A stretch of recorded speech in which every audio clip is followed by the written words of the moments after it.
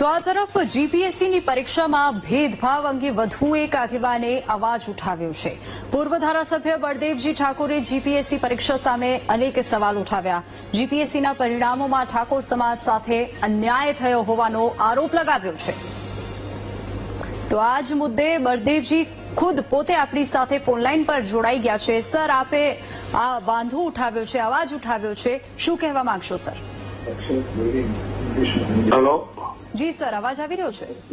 હા, અવાજ આવી રહ્યો, બોલો બોલો। સર, આપે જીપીએસસીની પરીક્ષાને લઈને વાંધો ઉઠાવ્યો છે, અવાજ ઉઠાવ્યો છે, આપ શું કહેશો સર આના વિશે?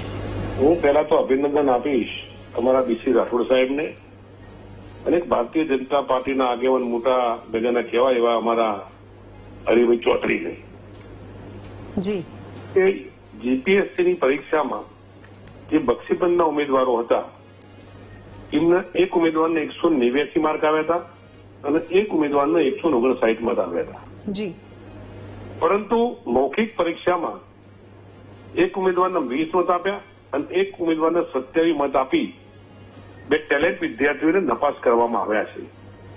સાથે સાથે સામેના 156 ઓપન કેટેગરી વાળા 156 મત આવ્યા માર્ક આવ્યા।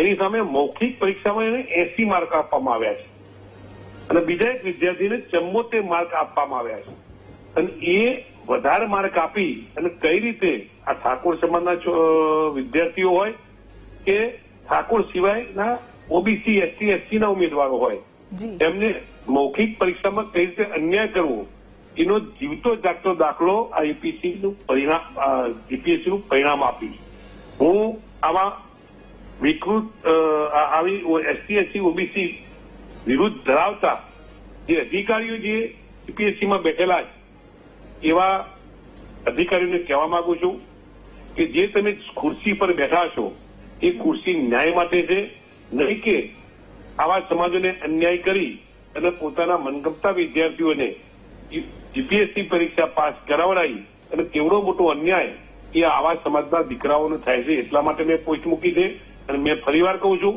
કે અભિનંદન આપીશ જે આ જીપીએસસીની જીપીએસસીનું પરિણામ જેને ગોતી અને જે મૂક્યું છે ત્યારે મને પણ એવું લાગ્યું કે આવા અધિકારીઓએ આવા વિદ્યાર્થીઓને અન્યાય નહીં કરવો જોઈએ।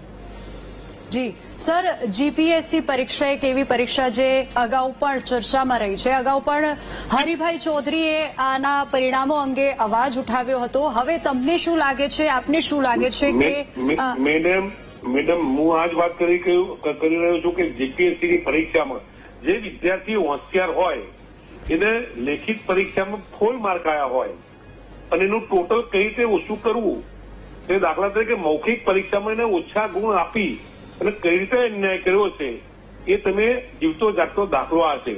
એની સામે અવાજ ઉઠાવવા માટે તમામ વિદ્યાર્થીઓ સાથે મળી અને જે અવાજ ઉઠાવવો પડે એ તમામ પ્રકારના અવાજો મેં ઉઠાવીશું। હું વિનંતી કરું છું આવા અધિકારીઓને કે આવા વિદ્યાર્થીઓના ભવિષ્ય સાથે રમત ના રમે અને આ રમત રમી અને આવા વિદ્યાર્થીઓને અન્યાય કરી અને જે એમને નપાસ કરવાનો જે પ્રયત્ન કર્યો છે ત્યારે આવા અધિકારીઓ સામે અમે હંમેશ સવાલો ઉઠાવવાના।